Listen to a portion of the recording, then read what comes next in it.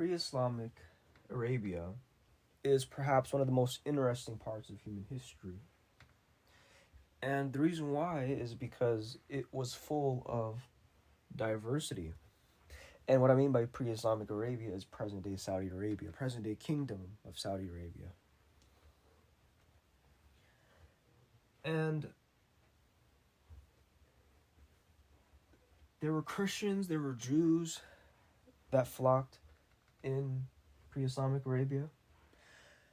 And compare that to today, where we have the majority of Saudi Arabians being Muslim. And the reason why is because of this man by the name of Muhammad, who was meditating in a cave in Hira in Saudi Arabia. And he received a message received the word of God from the angel Gabriel, who is well known in the Judeo-Christian tradition. And that's how the birth of Islam came about. And the majority of Saudi Arabians are Muslim.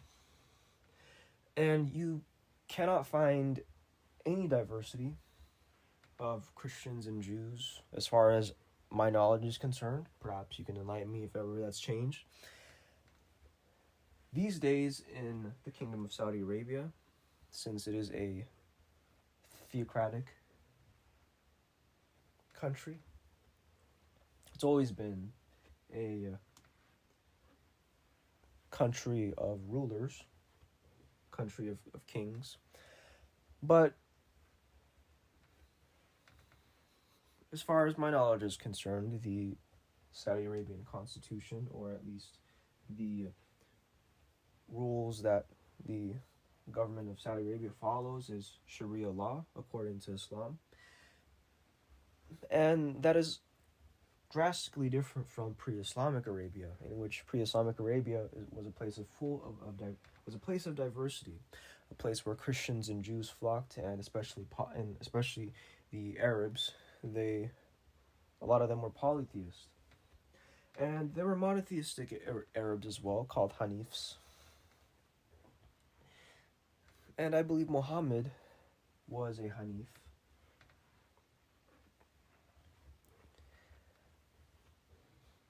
And one of the most interesting parts about pre-Islamic Arabia is its muses.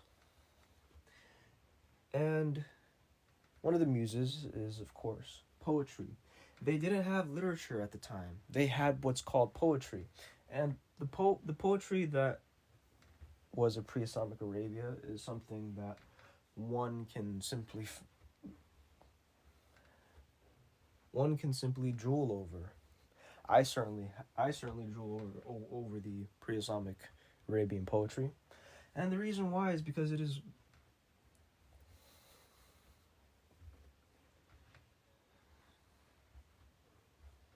simply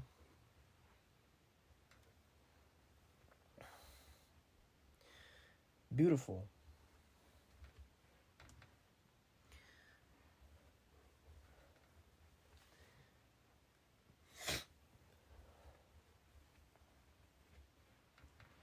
And when we look at modern day Saudi Arabia, what is called the Kaaba in Mecca, which is the black cube in which Muslims walk around for Hajj or pilgrimage,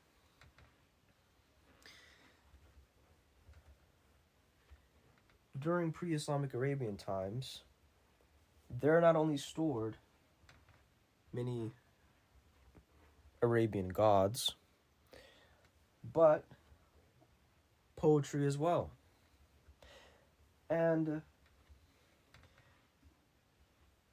the hanging odes, or the hanging poetry in which was hung inside the Kaaba, is called in Arabic mu'alakat.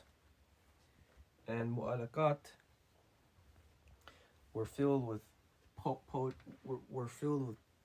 were poems filled with various authors. And one of the authors can be people such as Imr al-Qais, and if I'm not mistaken, Antara Ibn Shaddad as well.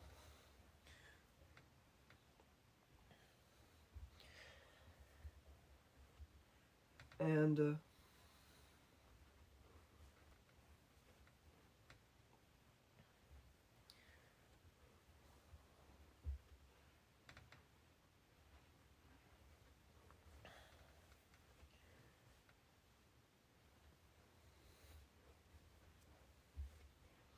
there also were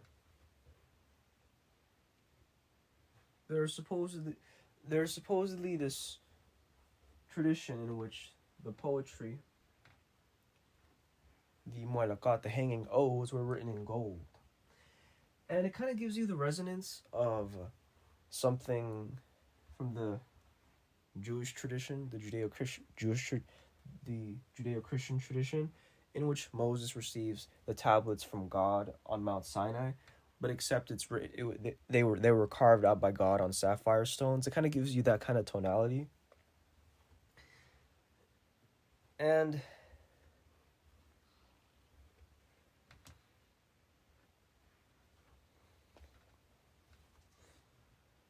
in regard to the Mu'allaqat, the hanging odes, the poetry of Arabia, even modern day poetry, are one of the most beautiful linguistic expressions of human civilization. And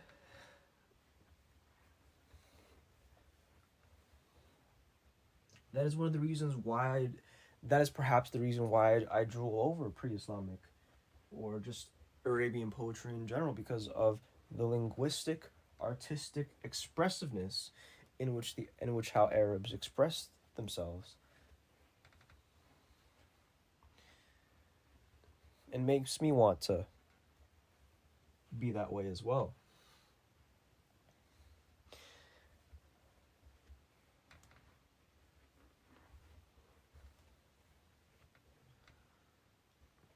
So there are authors, as I said, people such as Imr al-Qais, who is, in one of his poems, he talks about journeying, and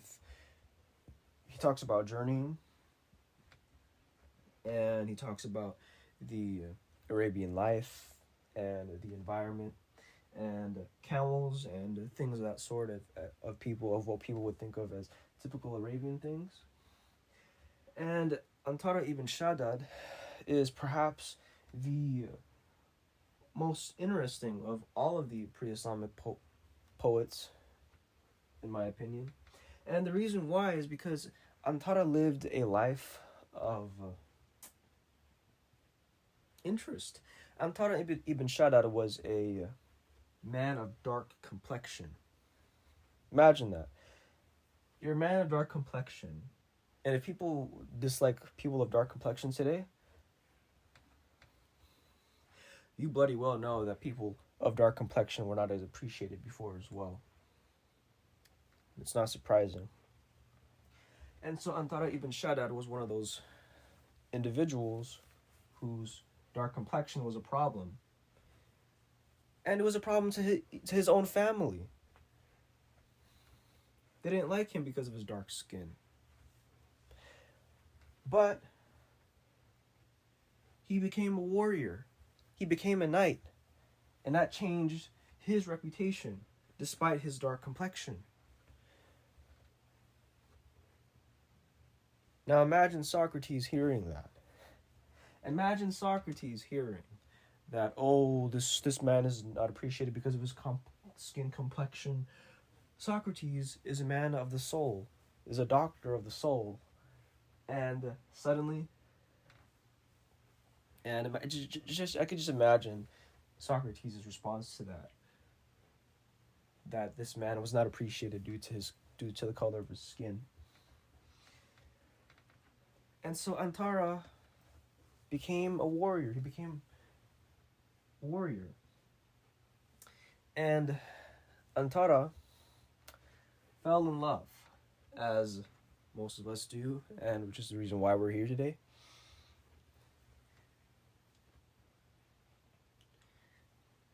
And he fell in love with his cousin, Abla. And Abla was a beautiful woman. I believe she had light skin. And imagine that. You can imagine that a man of dark complexion liking a woman of light skin. Imagine back then as well. I mean, in the modern day, it's perhaps it's normal.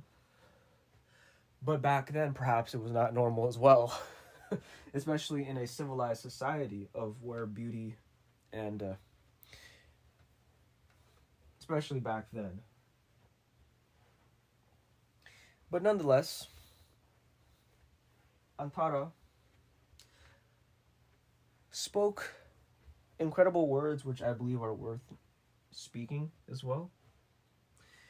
And Antara, while he was in battle,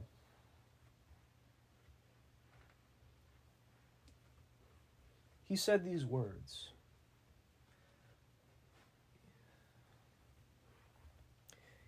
And I want to pull out the poem itself since it's worth reading then from my own memory, since I would probably butcher it. But nonetheless, here's what he says. Antara said this: I remembered you as the spears were thrust upon me, and my blood was dripping from the gleaming Indian swords. I so wished to plant a kiss on the blades, because they glistened splendidly like your charming smile. Now imagine that. Imagine a man of war. Imagine a warrior. He's in the middle of war. Spears are being thrusted upon him. Swords were being inserted upon his body as his own blood was dripping. And the only thing that he can think of is his cousin Abla, whom he's in love with. And her beautiful smile, in which the glistening of the swords reminded him of. And all he wanted to do was plant a kiss on the swords, which were thrusted upon him, because they reminded him of Abla's beautiful smile. Now imagine a man so in love as that. Imagine a man so in love as that during in battle, a time of war, a time of where you're about to die, you could potentially die. The only thing that can bring him this joy and this happiness is his love smile.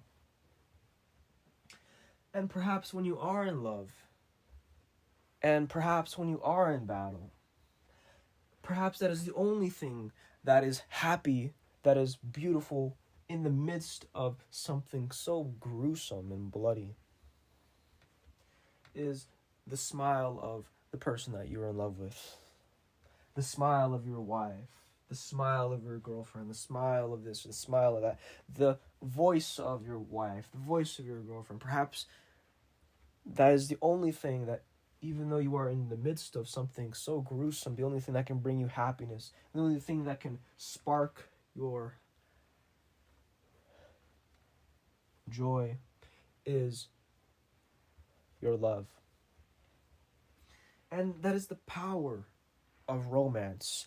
And that is especially one of the reasons why I drool over pre-Islamic poetry, because of stuff like this.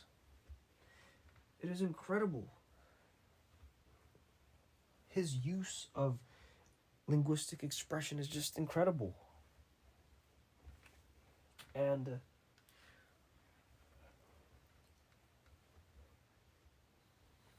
love is perhaps the most powerful force. And what I mean by that is romantic love. It is unlike any other kind of love. Love for your friends, love for your family. Romantic love is on a different dimension that can only be experienced between you and that one other person.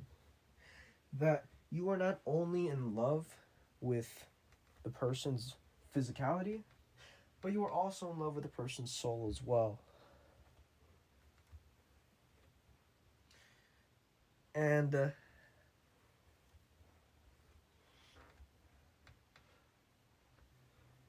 as far as my knowledge is concerned, I believe Antara was not able to be with Abla, his cousin.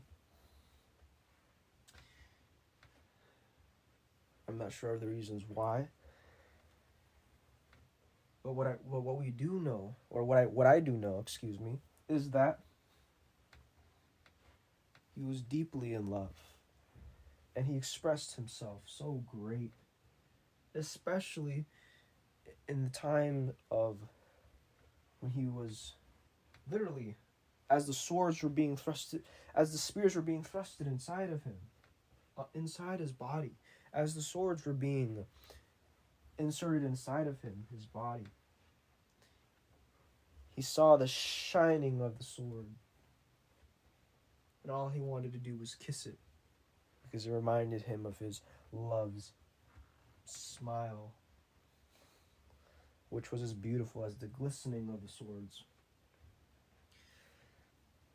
And it just tells you that if you are so in love with someone, that even in the midst of the most horrific time, perhaps you would think about them. Perhaps that is the only thing that could cause you a smile on your face while you're in the midst of war, that could cause you happiness while you're in the midst of war.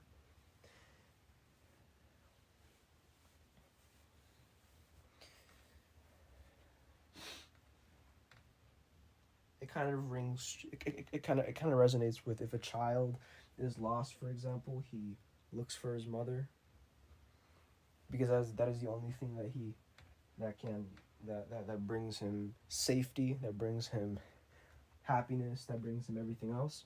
And the same with Antara and with his love, Abla. That the only thing in the time of chaos, in the time of despair, in the time of war, in the time of hurt, of what is horrific, the only thing that you can think about, the only positive thing that you can think about is the smile of your love. And that this feeling on this specific dimension is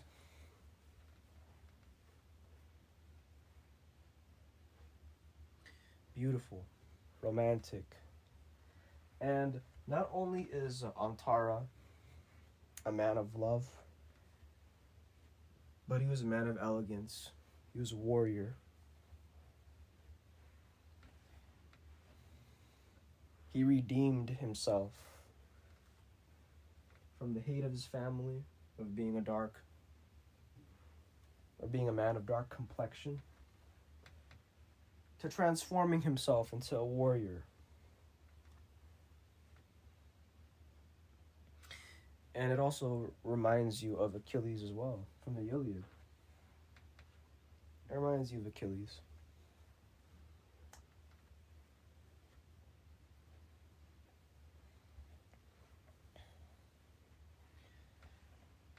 And Antara was a man of not only romance, but of elegance. And that is one example of the beauty of pre-Islamic Arabian poetry, and especially life in the pre-Islamic Arabian world.